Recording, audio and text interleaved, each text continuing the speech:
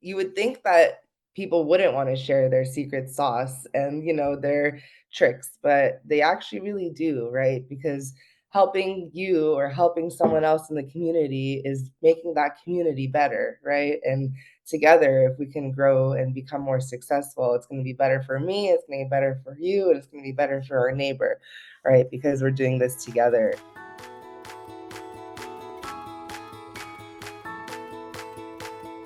Welcome to You Belong in the C-Suite podcast. You are ambitious in life and in your career, but something is missing. You want to bring more of your passion to what you do. Because let's be honest, you pour a ton into your work, and it needs to mean more. I'm your host, Laura Eigel. I'm a mom, wife, PhD, coach, advocate, introvert, and indoor rowing fanatic. I'm passionate about living a life that's in line with my values. We'll give you the actionable tips and tools you need to lead with your values, make a difference, and have career success. The world needs more diversity and authenticity in the top jobs at organizations. Your leadership belongs there. You belong in the C-Suite.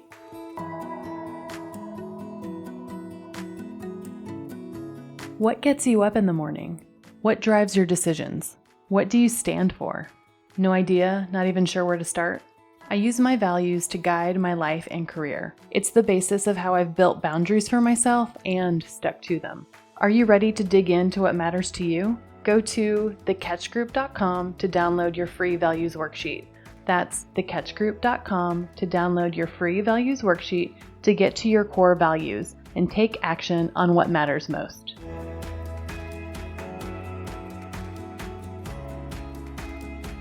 Welcome to this week's episode of the You Belong in the C-Suite podcast.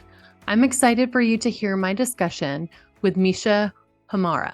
Misha is a highly accomplished leader in the construction industry, serving as CEO of Tricor Panels, a second-generation family business specializing in design, fabrication, and installation of architectural paneling systems for commercial and residential projects. Homara's strong background in business management and communications stems from her degree in communication and media studies from San Francisco State University. Since joining Tricor Panels, Homara has been instrumental in driving the company's growth. Under her leadership, they've become a major player in the industry, providing innovative solutions to clients throughout the Bay Area. In addition to her work at Tricor, Homara is the president of the Women's Construction Owners and Executives, WCOE, California chapter, where she advocates for women's empowerment and equal opportunity in the construction industry. She is also a board member of the National Association of Women in Construction, NAWIC, the Silicon Valley chapter, where she actively contributes to the organization's mission of advancing women in the construction industry. Through her work at Tricor Panels, WCOE California, and NAWIC, Homara continues to inspire and empower women in the construction industry. Misha is a dog mom to a senior chihuahua, enjoys being outdoors, teaching spin classes, and exploring the food culture in San Francisco during her free time. In my discussion with Misha, you will hear how a pivotal point in her life changed her career trajectory into a completely different path. You'll hear about examples of how she's built an organizational culture that impacts not only the employees, but also the community. Misha talks about the importance of community for her own growth and development too, and how she's impacting the talent pipeline for the community and for women in construction with mentorship programs and through changing policies that benefit everyone. I loved how the examples that Misha shared in the construction industry were applicable to many other industries and sectors. She gives real examples about how you can build community and mentor no matter what stage of your career, what industry, or your role in the organization. Let's get started.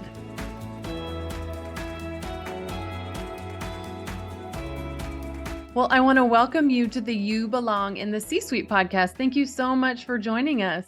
Thanks for having me, Laura. I appreciate it. Yeah, I've been looking forward to our conversation, and I'm just really excited to get to know you better. And so I'd love for that to be our first question. Tell me more about you. Please tell me about, growing up, where you went to school, kind of career stuff, and any life stuff too. On this podcast, we are whole people, and so we don't just talk about work. So tell us all the good stuff. Sounds good. So I grew up in the Bay Area, in Los Gatos and Campbell area. And my plan, I thought I was going to be going into the cosmetology world. And I had an idea that I'll eventually open up salons. So in the senior year of high school, I actually shifted my schedule to go to cosmetology school and graduated summer after senior year. I, was super involved with the beauty world. My friends would always ask me to do their hair and makeup and get everyone ready. And so I ended up doing that and kind of being in the beauty industry for a year and a half, 2 years. And on a happy accident, I, got into a car accident in 2014, actually, which kind of hindered my entire life. You grow up and you think that we have this plan and you kind of know what you want to do, you think, but life kind of throws a lot of curveballs. So early on, I kind of realized that things are going to shift for me. And I, felt very lucky that at the time, my dad had started his business about 2 years in. And I kind of joined him, after a few times. He questioned me, "What's your plan? What are you doing?" And I was 20 years old and I had no idea what I was doing. And so I ended up joining him kind of part-time while I figure it out. I got into a really bad car accident, and I actually couldn't walk or sit for more than 10, 15 minutes. So, my whole life kind of stopped. Growing up, I was super active. I was always involved with sports and just moving around. I'm a very hyper person, so it's hard for me to sit still. So having to kind of sit down and be forced to be grounded in a way, kind of put a different perspective into my head of, what actually matters. So I started, realizing that my dad needs a little bit of help. He had started the business and he had operations kind of down. And as I stepped into the office, I realized that there's kind of some gaps that needed to be filled. Our office manager at that time, she actually had an emergency and had to leave within a month of me starting. And so I ended up taking on kind of everything within the month, and I knew nothing about the industry. So it was kind of an interesting shock for me, but that's kind of a little bit about my background and how I got into this. And yeah. Yeah, thank you so much for sharing the pivot that your life has taken. Like, it's so interesting what we think our careers will be and what is interested and then what happens. And so I'm really excited to hear about, your perspective. And once you jumped into this new world, you're in construction, you're like you are like drinking from a fire hose, as they say, right? And you're learning everything. In addition, it's a very male dominated industry. Yeah. Yes, extremely. So tell me more about what that's like now, kind of leading within a company that is so male dominated and that potentially wasn't like your first trajectory, right? Very different industry in general. What was that Yes. shift like for you? Yeah, great question. So for me, I'm a very extreme person in general. So if I'm in it, I'm like fully in it. And Okay. so as I kind of was in this role, I realized, I didn't know a lot. So I think curiosity helped me a lot in regards to understanding kind of what's going on and being able to navigate kind of this new world that I jumped into. So I would sit like a little fly on the wall in these meetings and write down all the terms that they would say, like COI, RFP, RFI, and grateful to be around in the Google era because I was able to just Google these things, and on the car rides back, I would question, the project managers or, my father at the time, like, hey, like, what does this mean? Or how does this pertain right to our world? Right. And kind of think that helped me a lot with understanding. I think in this industry, knowledge is power. The more that I think you have an understanding of what it is that you're talking about, what it is that you're looking at, right? If it's the plan set, is it the specs, kind of just having the understanding.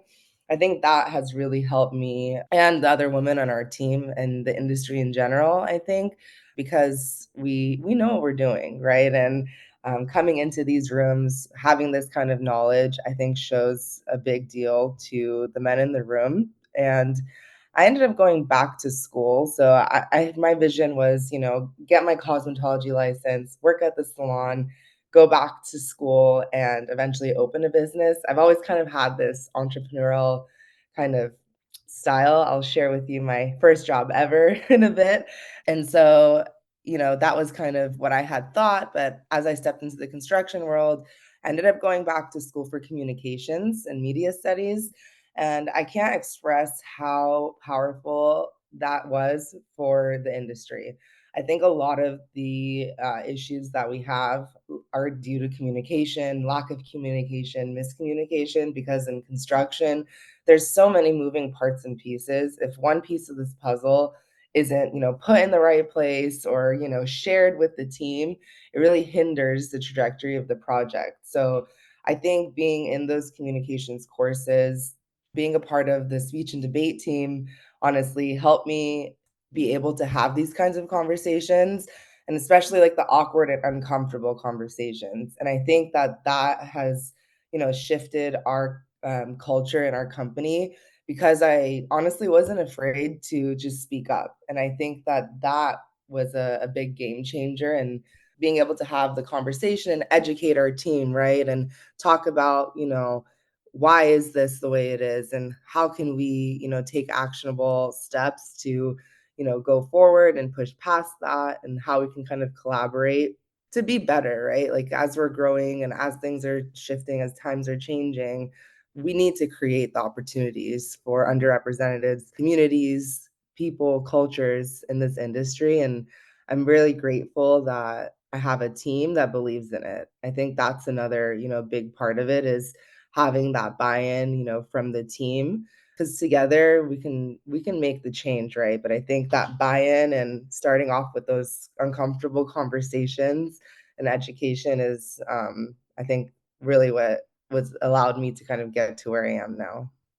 I really love the fact that you brought up these uncomfortable conversations and the skills that is needed to do that. Can you give a couple examples just broadly about what are types of uncomfortable conversations that potentially they weren't having before, but now you do have, and you are challenging the folks at your organization to have. And I think these are probably very common across lots of industries, but I'd love to give some examples if you have any. Yeah, one simple example that is really common is, for example, the porta potty situation on the job sites. So typically there isn't one, set up for women, and it's pretty disgusting, honestly, some of the porta potties.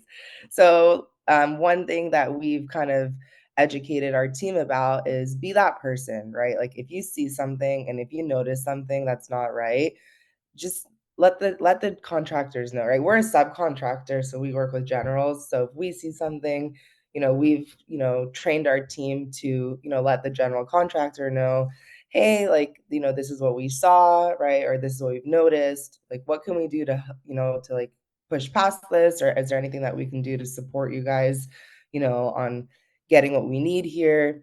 Kind of being the person. And, again, if you see something in the field, right? If you see someone, not being the nicest, or, taking advantage of a situation, speak up. So I think that's like the first thing that, we've educated our team about, is speaking up. We also believe in educating the youth. So a big part of all of this kind of comes from the way that our kids kind of grow up. If you ask kids right now to draw someone, in the police force, firefighting, construction, right? Typically, they're going to draw a man or a male figure. So, starting off early and kind of teaching the kids from early on that, hey, like, this industry is actually, open to everyone, and starting those conversations off with the kids. And we've, our team, they do that. So, it's really exciting. One of our superintendents the other day actually, he told me it was the best decision he's made working for a female-led construction company, because, we wanna be more than just a construction company, right? We're doing more than just putting up panels on framing on buildings. He says, "I love that, I get to go home and tell my daughter, like, this is the impact that we're making. And it all comes and stems from, I believe, is the communication aspect. I love that, and I love that even though we're talking about, like, literal porta potties, it's like, Yeah, it's the things that don't work for everyone in an organization, whatever it is, right? It's the speaking up for the systems or the processes or the policies that aren't helpful for everyone, because once we get them right for everyone, everybody benefits, and it's really important, like you said, to have those difficult conversations to let them see the light so that we can actually talk about it and be proactive. And it does always start with communication. I love that example. thanks. I love the example that you just described about your superintendent. And he kind of talked about the culture of your company. So I would love to hear a little bit more, like, how do you describe the culture and the culture that you're changing to, the culture that, like, really does emphasize this communication? Tell me more about how you build culture as a leader. Great question. That's kind of been my biggest goal over the years of being involved with Tricor is, I wanted to create an environment where people are happy and want to come to work, right? They want to bring their friends to work with us. They trying to create this community. Our mission is to build a successful future together.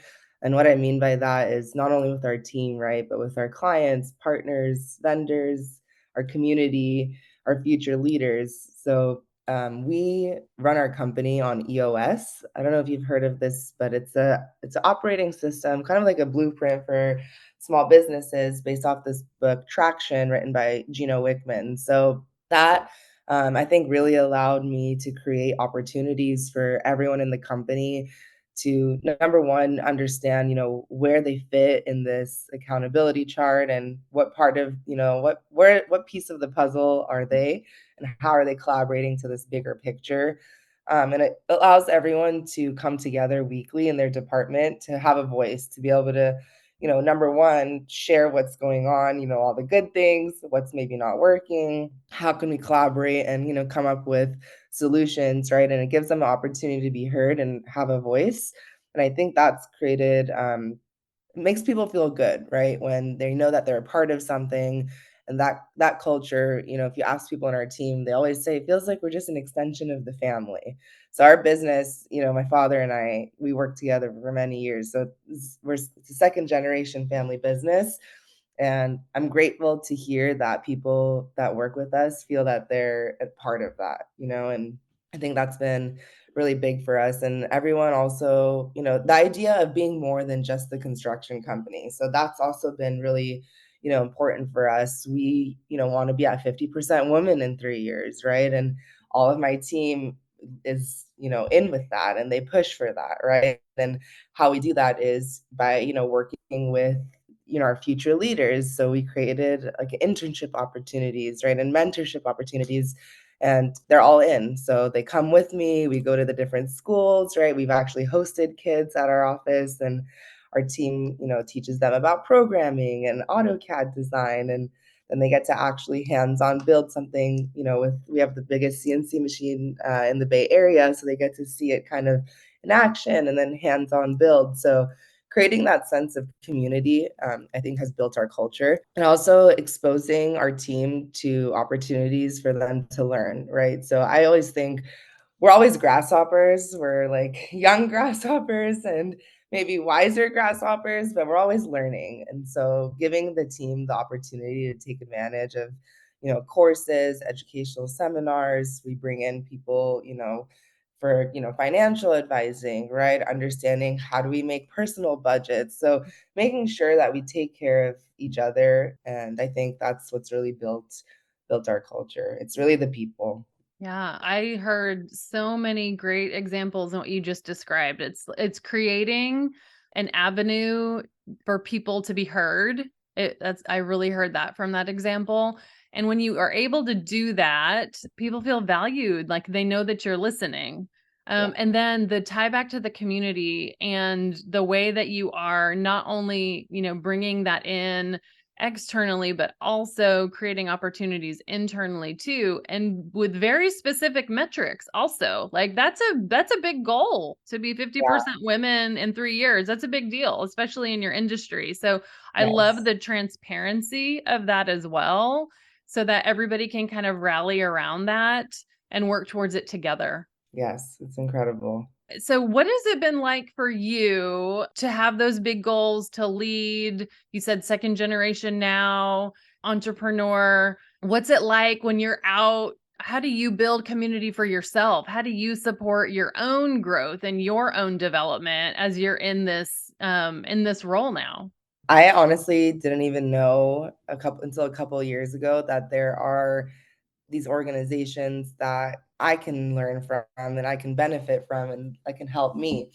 And I stumbled upon NAWIC, it's National Association of Women in Construction, about 4 years ago. And they're an organization in which really, women that are in the industry get together. They have many chapters all throughout the nation. I'm a part of the Silicon Valley chapter, and they get together monthly, and it's educational where we have a speaker come in, and then it's networking, so we get to meet all different kinds of people, insurance attorneys, owners, contractors, subcontractors like us, and kind of just help each other. Honestly, it's a Mm. supportive network.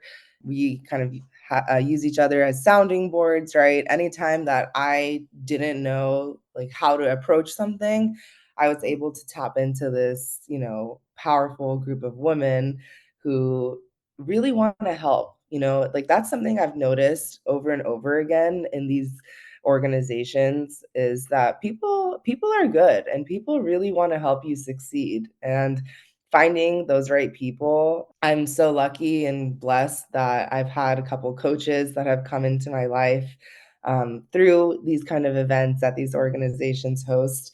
And it's really, really important. I think finding those people, finding your cheerleaders and the ones that are going to support you and not tell you that your dreams are too big and not tell you that this vision is crazy, right? And they're like, you can do this. Like, how are we going to do it, right? Or what are the next steps you need to take? I think finding those people that are going to hype you up.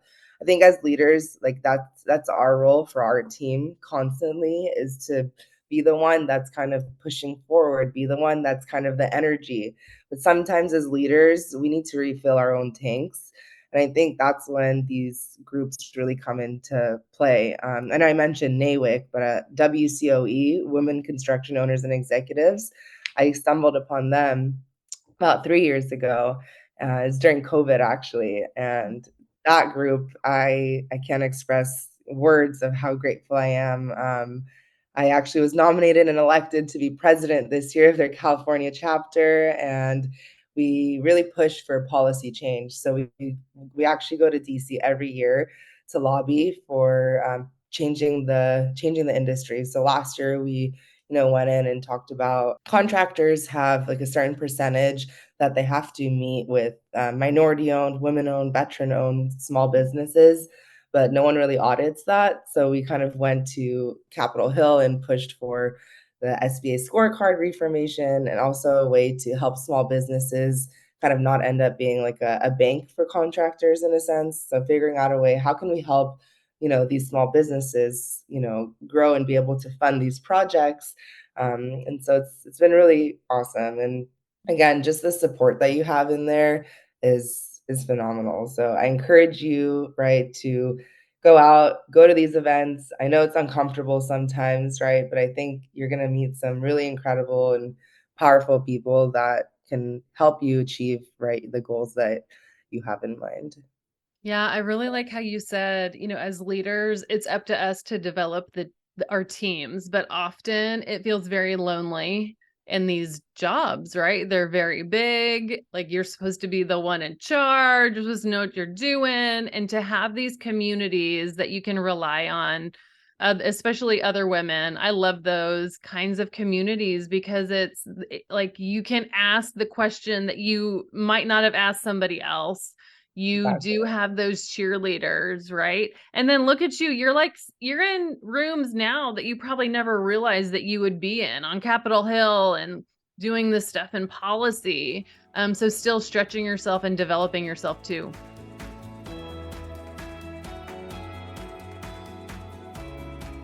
My award-winning book, Values First: How Knowing Your Core Beliefs Can Get You the Life and Career You Want, is now available in audiobook. Since the book released just last year, the biggest question that I've gotten from readers is it available in audiobook?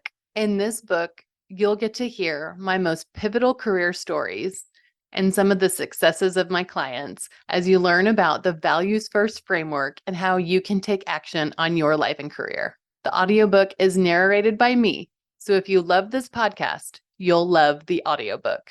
Values First: How Knowing Your Core Beliefs Can Get You the Life and Career You Want is now available on Audible and iTunes.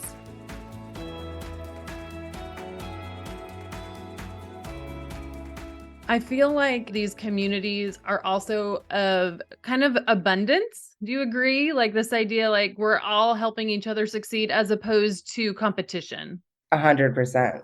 100%. There's people that are in the same trades, in the same industries, and we learn from each other, right? And we end up partnering sometimes with each other and learning from each other's mistakes and coming up with ideas like, "Oh, I didn't even think about that," right? And Yeah. it's super empowering. Like, I wanna say, like, what's the opposite of toxic? And, like, Yeah. it's you would think that people wouldn't wanna share their secret sauce and, their tricks, but they actually really do, right? Because helping you or helping someone else in the community is making that community better, right? And together, if we can grow and become more successful, it's gonna be better for me, it's gonna be better for you, and it's gonna be better for our neighbor, right? Because we're doing this together. And I think sometimes, as leaders, we tend to not ask for help and we try to figure out on our own, but having these pillars and having these,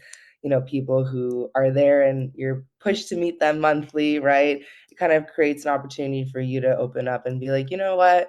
Maybe I do need some help or guidance, or maybe I do need to, talk with Laura and ask her, what do you think about this? Or have you had these kinds of issues, right? Where we don't typically have that opportunity with our day-to-day friends, right? In our personal life. So having this community gives you this resource, which, as you said, you typically wouldn't have, and it opens up a lot of doors to potentials and ideas that you may have never even thought of. Yeah, I really like that. And it gives you the opportunity in a safe space to ask those questions for Yes. sure. From others, like you said, I love the idea, like you mentioned, learning from their mistakes too. I mean, the wealth of knowledge and the transparency in these groups is so great. And then you get to give back as well too. So it's like it's a self-fulfilling prophecy of like I need help, but then I can give help, but I can learn from others and I can teach others too. And then it enables you to do that within your organization as well. Yeah, it's all Yeah. like a trickling domino effect. Yeah, absolutely. Yeah, it's the ripples, right? In the water. I love it. So tell me a little bit more. You mentioned a little bit in terms of community. Can you tell me more about even some of the work that you're doing in terms of mentorship as we think about skilling for jobs and things like that? That's fascinating to me because I think about the traditional like academic path that people usually take, but right now it feels like there's just so many really cool jobs that people are just not doing, not aware of, not understanding how to do the training. And sometimes it's in STEM, but sometimes it's in these crafts and trades. And talk about what you are doing there. I'd love to hear more. Yeah. As I kind of mentioned earlier, it's important, I think, to be educating the youth because as you said, they don't even know that some of these opportunities exist. So something that we've been doing is we've partnered with a couple of different things. So one is we started working with ACE Mentorship. It's the Architecture, Construction, and Engineering mentorship program for underprivileged schools. And so we spend about 30 hours a semester going to the school, mentoring the kids on how to actually start a construction project from the design to site planning to permitting to, materials and scheduling. And then at the end of the semester, they actually present their project to a group of judges, and it's really cool. And we get to teach them about all different kinds of parts and pieces of construction. Our team last year actually went and did like an estimating course for them, so they got to understand that. And then we became an ambassador for ACE, and we actually hosted a intern at our company for the summer. So we did 6 weeks, and he got to get his hands into kind of everything, working with our operations, working with our shop, working with our RMO, sales. So he got to kind of get a taste of everything. We also have started going to career fairs. So going to the colleges, speaking to these kids or high schools, sorry, going to the high schools and speaking to the kids about, the different opportunities. I think sharing my story has been really helpful for them to see that, when we're like 16, 17, you think you know it all, but really Yeah. we don't know anything. Um, so I think hearing and like seeing, that I had such a concrete plan and everything was kind of set for me in the sense of I'm getting my license, I'm going to school for business, right? I had this whole trajectory lined up, but things just don't always go the way that you expect. So I think having like being open, right, to the other opportunities and possibilities that you may have not even thought of or knew of, like me. Like I never thought I'd go into construction, but I'm so happy and grateful I did because now I can, help pave the path for the future and, women and just the youth who don't really, know that this is a viable opportunity. I always do kind of a breakdown when I go and explain the cost difference, right? When you go into debt and have student loans, or if you come and work with us like as an apprentice, right, you're kind of making the six figures within 4 years. So there's a lot of opportunity. And I think just educating, right, and like talking about it, being involved with the community. We, go to different cultural events and we have booths there. We kind of create little almost like construction related toys for the kids to get Mhm. knowledge of, right? To see, like, touch things, build things, and just get them exposed to, like, hey, that this exists in the world. And so, yeah, it's kind of a little bit about how we get involved.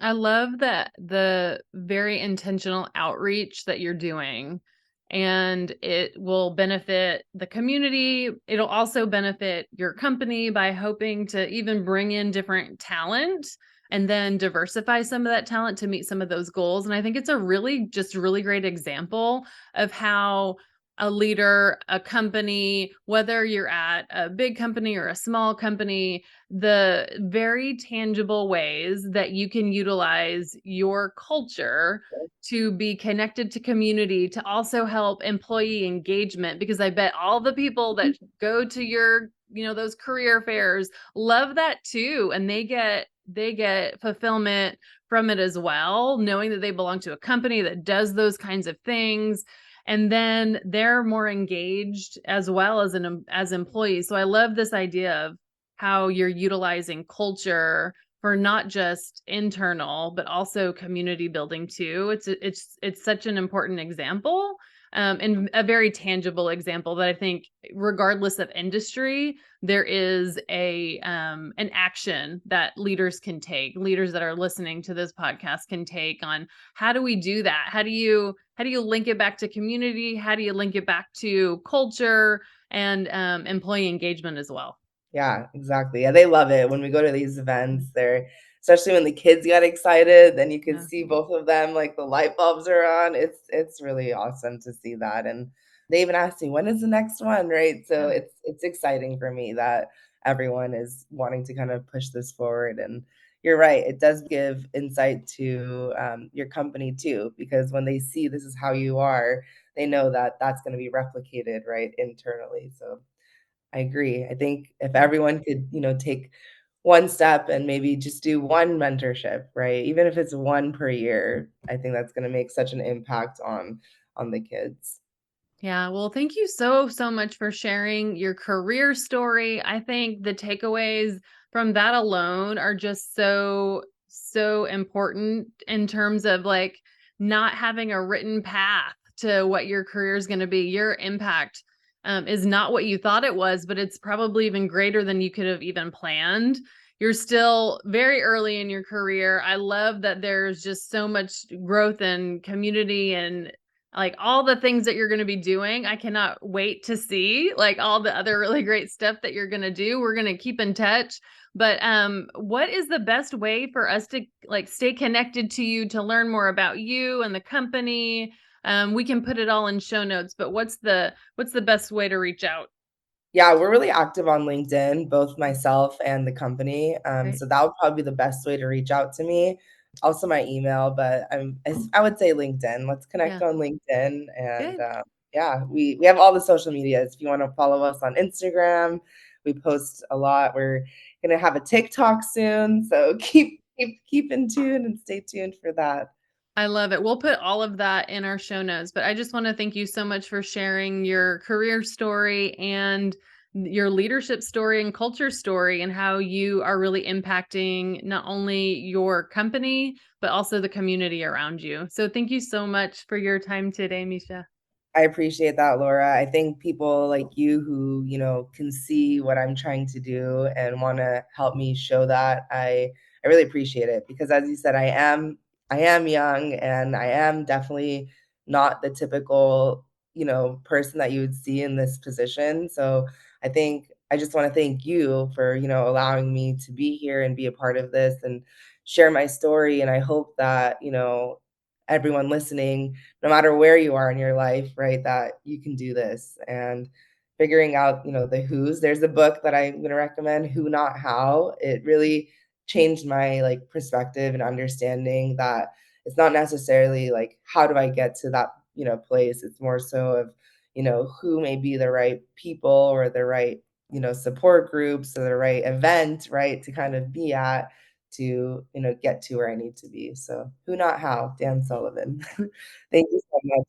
I love that recommendation. And I think you're just a really great example of, the podcast is called You Belong in the C-Suite. It is not like one specific type of person.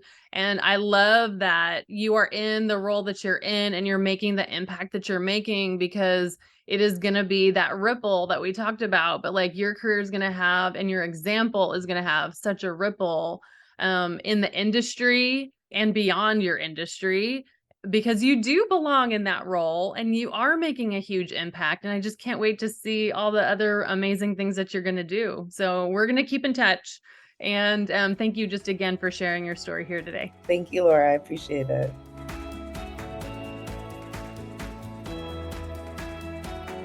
I want to thank you so much for listening to the You Belong in the C-Suite podcast. If you are enjoying this content, please remember to rate and review on Apple Podcasts.